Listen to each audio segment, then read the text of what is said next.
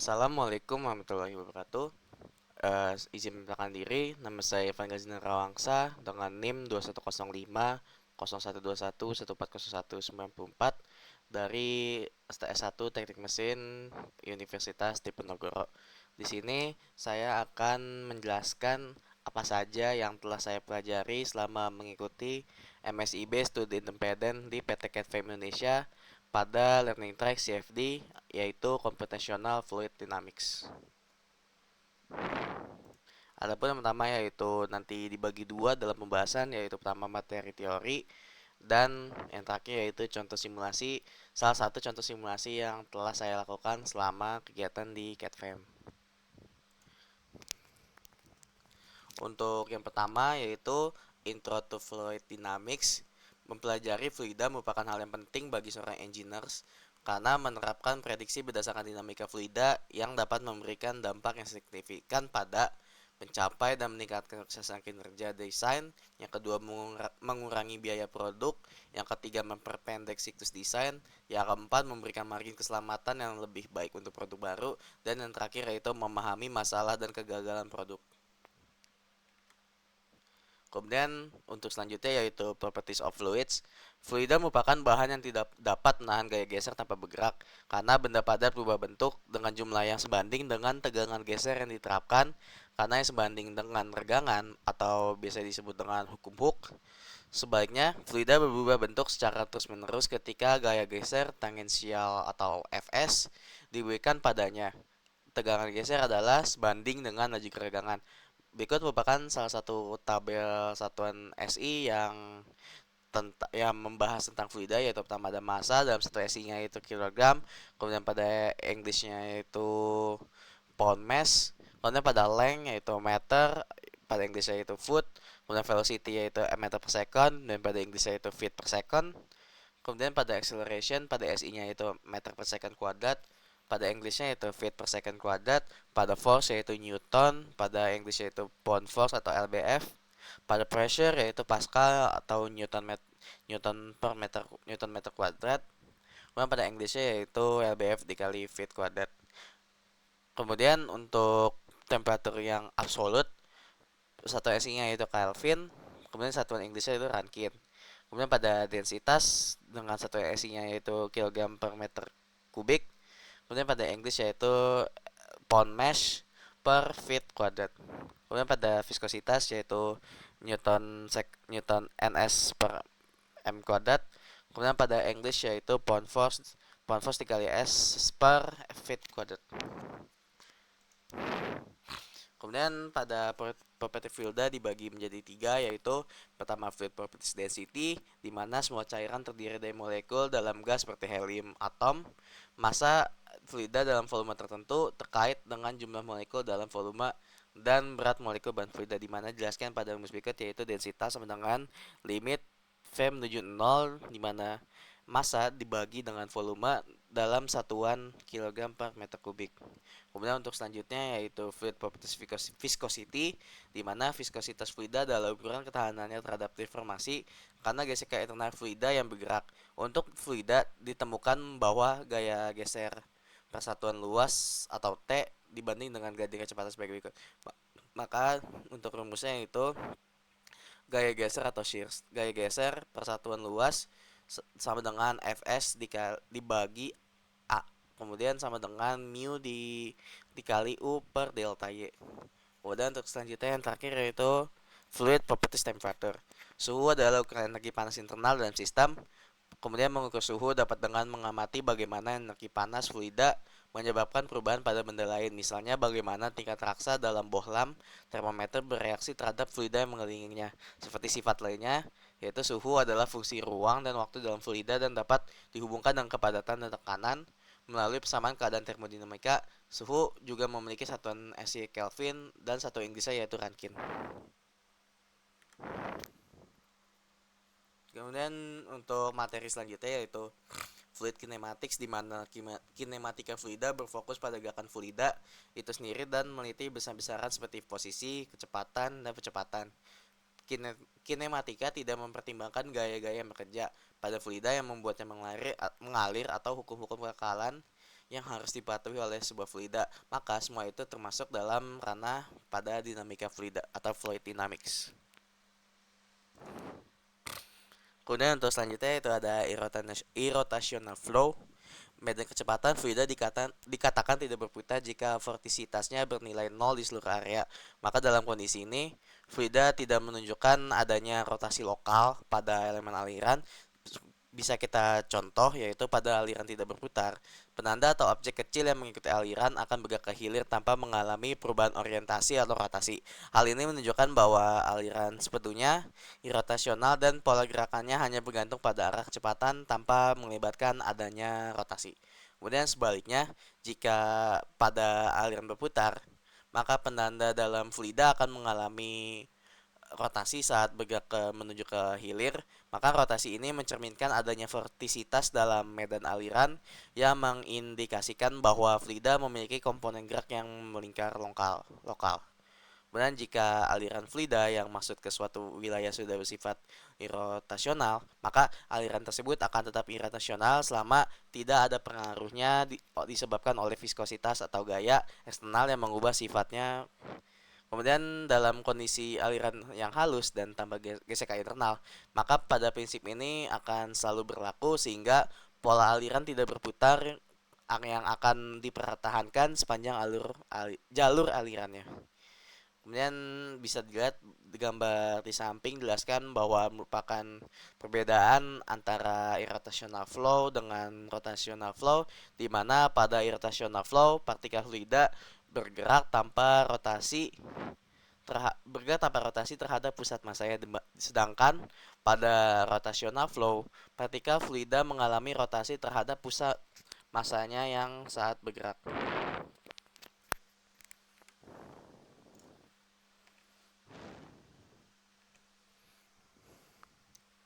Kemudian untuk selanjutnya yaitu rotational flow. Aliran fluida dapat disebut rotasional jika elemen fluida mengalami rotasi terhadap sumbunya ketika mengalir sepanjang garis alur. Secara matematis, aliran ini terjadi ketika vektor vortisitasnya tidak nol di beberapa wilayah. Maka jika aliran sebetulnya akan rotasional, maka divergensi vektor vortisitas tersebut bernilai nol sehingga menunjukkan bahwa tidak ada sumber atau penyerap vortisitas. Maka bisa dilihat pada persamaan berikut yaitu nabla dikali vektor vortisitas sama dengan nol. Kemudian untuk selanjutnya yaitu ketika kita mau menggunakan persamaan di atas, maka kita dapat menerapkan teorema divergensi Gauss. Dapat disimpulkan bahwa flux vortisitas pada setiap permukaan tertutup adalah nol, karena artinya jumlah vortisitas yang masuk dan keluar suatu volume fluida selalu akan seimbang sehingga tanpa akumulasi di dalamnya. Maka prinsip ini mendasari analisis aliran rotasional dan pola aliran kompleks. Kemudian dapat disimpulkan pada persamaan berikut yaitu integral A pada vektor vortisitas dikali vektor normal dikali elemen luas infinitesimal maka sama dengan 0. Kemudian untuk selanjutnya yaitu ada wind tunnel. Terowongan angin atau biasa kita sebut wind tunnel merupakan sebuah perangkat yang digunakan untuk menganalisis aliran udara di sekitar model berskala. Seperti contohnya yaitu pada di slide ini yaitu ada sebuah mobil dan sebuah model of aircraft in a wind tunnel. Kemudian dengan mengalirkan udara berkecepatan tinggi ke arah model yang tetap steady atau diam, maka untuk membantu visualisasi aliran udara tersebut menggunakan asap yang membentuk garis arus yang menggambarkan jalur partikel udara di sekitar model tersebut. Kemudian pada garis arus ini memungkinkan teknisi untuk mempelajari pola aliran udara termasuk area di mana aliran akan melambat atau stagnasi, pemisahan aliran, dan pembentukan turbulensi di sekitar permukaan model. Dalam praktiknya, penggunaan wind tunnel atau terowongan angin ini biasanya juga dimanfaatkan di berbagai industri seperti contohnya otomotif untuk mengurangi hambatan udara pada kendaraan, kemudian penerbangan untuk meningkatkan efisiensi pesawat, serta olahraga dan arsitektur untuk memastikan desain yang stabil dan efisien. Alat ini memberikan wawasan mendalam tentang hubungan antara aliran udara dan bentuk suatu objek, di mana sehingga mendukung pengembangan desain yang akan nantinya lebih optimal dan lebih inovatif. Kemudian dari slide ini terdapat dua gambar yang akan menjelaskan, yaitu pada gambar pertama yaitu memperlihatkan pengujian aerodinamika pada mobil balap dengan menggunakan garis asap di terowongan angin untuk memvisualisasikan pola aliran udara. Fokus tujuan dari pengujian ini yaitu untuk menganalisis hambatan udara, aliran di permukaan, serta turbulensi karena guna untuk mengoptimalkan desain mobil agar pada mobil tersebut lebih aerodinamis, stabil, dan mobil tersebut juga hemat bahan bakar. Kemudian untuk selanjutnya pada gambar kedua yaitu mode pesawat yang diuji di wind tunnel. Pengujian ini berfokus pada pengukuran daya angkat, hambatan udara, dan stabilitas aerodinamis pesawat dengan tujuan memastikan kinerja pesawat yang efisien dan stabil dalam berbagai kondisi penerbangan. Kemudian untuk materi selanjutnya yaitu Governing Equation of Fluid Mechanics, persamaan Navier-Stokes yang mencakup hukum konservasi massa, momentum, dan energi merupakan sebuah fondasi dalam dinamika fluida. Pada persamaan ini sangat bisa dibilang sangat kompleks karena bersifat non-linear dan sulit diselesaikan secara langsung. Maka pada Governing Equation of Fluids Mechanics ini dijelaskan terdapat tiga persamaan. Yang pertama yaitu persamaan kontinuitas atau persamaan massa, kemudian yang kedua persamaan momentum, yang ketiga persamaan energi. Pada persamaan kontinuitas, turunan parsial densitas terhadap waktu T ditambah nabla dikali densitas dikalikan dengan vektor kecepatan v sama dengan 0. Kemudian untuk persamaan momentum yaitu densitas dikalikan dengan turunan parsial densitas terhadap waktu t ditambah dengan vektor kecepatan v ditambah gradien kecepatan v sama dengan min nabla dikalikan densitas pada koefisien min nabla dikalikan densitas ditambah koefisien viskositas dikalikan nabla mu nabla kuadrat ditambah body force atau FB gaya tubuh. Kemudian untuk sama energi yaitu densitas dikali turunan parsial densitas terhadap waktu T ditambah dengan nabla dikali dengan densitas PV1 ditambah densitas dikali V sama dengan nabla dikali konduktivitas thermal dikali nabla temperatur ditambah sumber energi atau disipasi. Kemudian untuk selanjutnya yaitu aliran incompressible dan inviscid.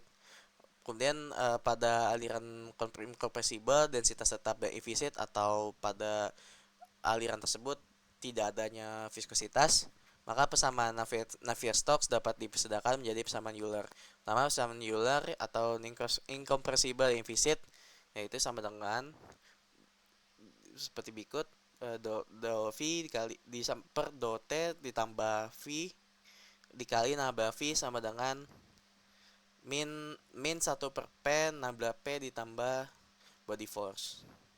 Kemudian untuk persamaan Bernoulli juga diperkenalkan sebagai pendekatan utama untuk aliran inviscid dalam kondisi steady state dan irotasional, maka dapat disimpulkan dengan persamaan berikut yaitu densitas ditambah setengah ditambah 1/2 densitas gali V ditambah rho GH, yang mana pada persamaan Bernoulli ini akan menjadikan konstan. Kemudian persamaan ini menunjukkan bahwa energi total fluida tetap konstan sepanjang garis arus aplikasi vertis. Dari persamaan Bernoulli meliputi tabungan pitot untuk mengukur kecepatan aliran dalam sifon, venturi tubes, dan perhitungan gaya angkat pada airfoil. Kemudian konsep ini juga mendasar pada dalam teknik penerbangan, teknik pipa, dan sistem fluida lainnya.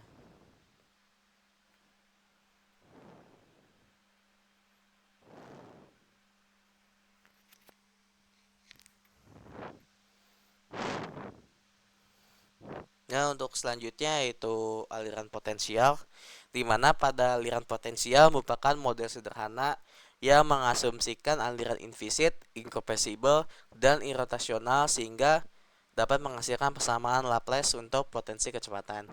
Kemudian dalam aliran ini, potensi kecepatan memenuhi persamaan Laplace yang memungkinkan teknik superposisi digunakan untuk menemukan solusi dalam berbagai kondisi. Kemudian pada aliran potensial sangat berguna dalam analisis aerodinamika, terutama untuk menghitung distribusi kecepatan dan tekanan di sekitar objek. Maka seperti profil sayap pesawat, maka model ini digunakan secara luas ketika efek viskositas dianggap dapat diabaikan. Misalnya kita contoh dalam aliran di sekitar benda dengan Reynolds number tinggi atau pada dalam desain awal aerodinamika. Meski pada desain ini memiliki keterbatasan karena tidak mempertimbangkan efek viskositas, maka aliran potensial tetap menjadi alat yang sangat penting dalam memahami dan memprediksi karakteristik dasar aliran fluida. Kita lihat ada gambar di samping yang menunjukkan bahwa simulasi aliran fluida dalam domain persegi panjang, maka kita bisa lihat di mana ada inlet, ada wall, ada outlet. Pada inlet, fluida masuk melalui inlet, bisa kita lihat sebelah kiri dari gambar, dan keluar melalui outlet sebelah kanan gambar dengan batas atas, bawah, dan objek elips di tengah sebagai wall atau dinding. Kemudian fungsi objek elips ini mengganggu aliran sehingga menyebabkan perubahan distribusi kecepatan dan tekanan. Biasanya penerapan konsep simulasi ini digunakan secara umum pada analisis dalam penggunaan CFD atau Computational Fluid Dynamics. Kemudian untuk selanjutnya yaitu aliran eksternal. Aliran eksternal merupakan ketika fluida yang mengalir di sekitar suatu benda yang tenggelam di dalamnya atau ketika benda yang bergerak dalam fluida yang diam. Fenomena ini dapat dilihat pada berbagai aplikasi, misalnya seperti gambar di samping, yaitu aliran udara di sekitar bentuk kereta cepat atau aliran air di sekitar kapal. Pada aliran eksternal, gaya ini terbagi menjadi dua komponen utama. Yang pertama itu gaya akibat tekanan, tekanan normal pada permukaan benda, dan gaya gesekan viskositas atau gesekan yang sejajar dengan permukaan benda.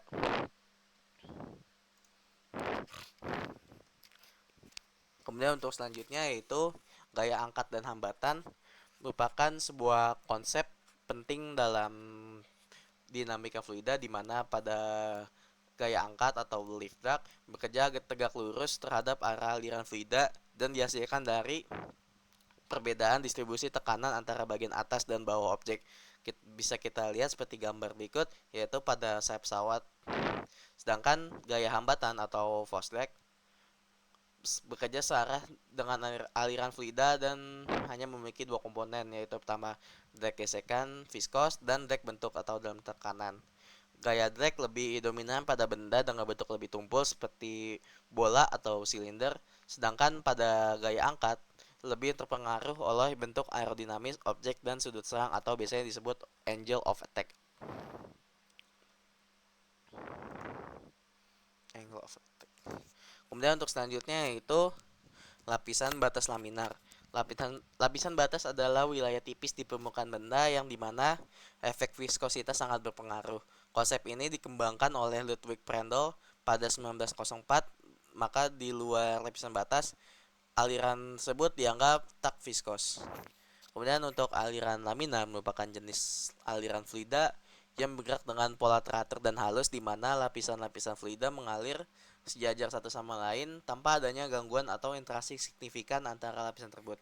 Pada aliran laminar ini, setiap partikel fluida mengikuti jalur yang terdefinisi secara baik dan kecepatan fluida pada setiap titik dalam lapisan tersebut hampir bisa dibilang konstan.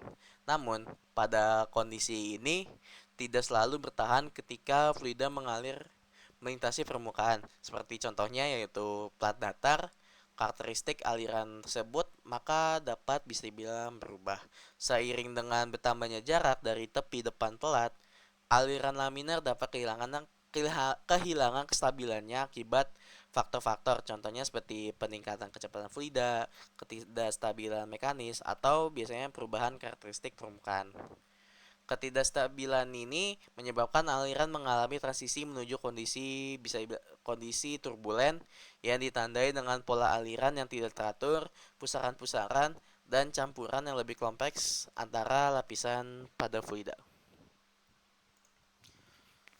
Kemudian untuk selanjutnya yaitu transisi aliran laminar ke aliran turbulen. Aliran laminar memiliki resistansi yang buruk terhadap angka Reynolds yang tinggi. Untuk setiap aliran laminar tertentu, ada nilai Reynolds yang terbatas di mana aliran tersebut berubah menjadi aliran turbulen. Kemudian Reynolds adalah orang pertama yang menunjukkan perubahan menjadi aliran turbulen dalam eksperimentasinya yang menggunakan laju aliran air yang berbeda yang disuntikan dengan semburat kecil air berwarna di bagian tengah pipa. Kemudian proses transisi dari lamina ke turbulen ini biasanya disebut juga dengan permulaan turbulensi atau transisi yang melibatkan beberapa tahap kompleks. Tahapan ini melibatkan munculnya ketidakstabilan kecil yang berkembang menjadi pola aliran yang kacau, sehingga pemahaman tentang transisi ini sangat penting dalam berbagai bidang teknik. Seperti contohnya ketika kita mau mendesain pompa, seperti kita tadi mendesain pipa, kemudian tadi yang sudah saya jelaskan dalam aerodinamika, kemudian yang bisa bilang terakhir yaitu efisiensi sistem fluida. Karena pada aliran turbulen cenderung meningkatkan gaya hambatan dan lebih kehilangan energi. Kemudian untuk selanjutnya itu ada contoh simulasi yang apa yang saya lakukan selama mengikuti MSIB studi independen ini, yaitu flow over a 2D sports car shape. Latar belakang dari simulasi ini yaitu aerodinamika memainkan peran penting dalam desain mobil sport, di mana hambatan udara secara langsung mempengaruhi kecepatan, stabilitas, dan efisiensi bahan bakar. Studi aliran udara pada bentuk 2D mobil sport atau flow over a 2D sports car shape bertujuan memahami pola aliran dan distribusi tekanan pada permukaan kendaraan. Dengan melalui simulasi CFD, analisis ini dapat mengidentifikasikan area kritis seperti turbulensi dan separasi aliran yang meningkatkan hambatan. Pemahaman ini menjadi dasar dalam desain aerodinamis untuk menghasilkan kendaraan yang lebih cepat, stabil, dan hemat energi. Untuk pendefinisian masalahnya yaitu yang pertama, bagaimana karakteristik aliran udara yang melewati bentuk 2D mobil sport. Yang kedua yaitu bagaimana pola distribusi tekanan pada permukaan mobil sport mempengaruhi gaya hambat atau drag force dan gaya angkat atau lift drag. Kemudian yang ketiga yaitu di area mana saja terjadi turbulensi atau separasi aliran yang dapat meningkatkan hambatan pada mobil sport. Bisa kita lihat di sini setelah memasukkan settingan pada ANSYS, maka bisa kita dapatkan hasil dari analisis simulasi di mana kontur ini menunjukkan distribusi kecepatan magnitudo di sekitar objek. Warna merah bisa menunjukkan kecepatan yang lebih tinggi, sedangkan pada warna biru menunjukkan kecepatan yang lebih rendah. Kecepatan tertinggi tampaknya terjadi di sekitar bagian belakang objek yang mungkin disebabkan oleh akselerasi aliran akibat perbedaan tekanan yang terjadi. Di sisi lain, kecepatan rendah cenderung berada di bagian depan objek yang mungkin disebabkan oleh aliran yang tertahan. Kemudian selanjutnya yaitu kontur ini menunjukkan distribusi tekanan statis di sekitar objek yang memiliki kontur tertentu. Warna merah menandakan daerah dengan tekanan tinggi. Kemudian sedangkan pada warna biru menunjukkan daerah dengan tekanan rendah.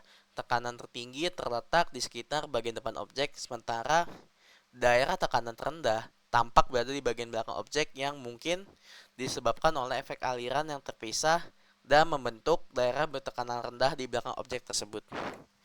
Kemudian untuk selanjutnya yaitu kontur plot vector. Pada kontur ini menampilkan plot vector yang menggambarkan arah dan besar kecepatan aliran udara atau fluida di sekitar objek. Panah yang ini menunjukkan arah aliran, sedangkan panjang dan ketebalan panah menggambarkan besarnya kecepatan. Dari plot vektor ini bisa dijelaskan bahwa pola aliran yang mengalir sekitar objek termasuk daerah stagnasi di bagian depan objek dan aliran turbulen di bagian belakang objek yang memungkinkan menyebabkan vortex atau putaran aliran. Kemudian dari hasil simulasi tersebut kita juga mendapatkan data-data yang dihasilkan ditampilkan oleh ANSYS pada menu konsol, yaitu pertama ada pressure deck di mana didapatkan sebesar 64,119751 Newton. Dan untuk viscous decknya yaitu 9,5505419. Kemudian untuk coefficient decknya itu 0,128500217, dan yang terakhir itu force decknya yaitu sebesar 73,6702993 Newton. Dari kesimpulan simulasi yang didapatkan yaitu dari hasil simulasi aliran fluida di sekitar objek menunjukkan variasi tekanan dan kecepatan yang cukup signifikan. Tekanan tinggi terjadi di bagian depan objek karena aliran yang bertumbukan dengan permukaan, sementara di bagian belakang objek terbentuk tekanan rendah akibat pemisahan aliran atau bisa dibilang flow separation yang menyebabkan adanya drag. Kemudian pada pola vektor aliran memperlihatkan area stagnasi depan objek dan pusaran atau vortex di bagian belakang yang menandakan adanya ketidakstabilan dan turbulensi. Kecepatan tertinggi terlihat di sekitar bagian belakang objek akibat akselerasi aliran yang dipicu oleh perbedaan tekanan. Sehingga secara keseluruhan, hasil simulasi ini dapat memberikan pemahaman tentang karakteristik aerodinamika objek yang berguna untuk mengoptimalkan desain guna mengurangi hambatan atau drag dan meningkatkan efisiensi. Sekian penjelasan materi yang selama ini saya pelajari pada PT CATFAM Indonesia. Apabila ada kekurangan kata, mohon dimaafkan. Wassalamualaikum warahmatullahi wabarakatuh.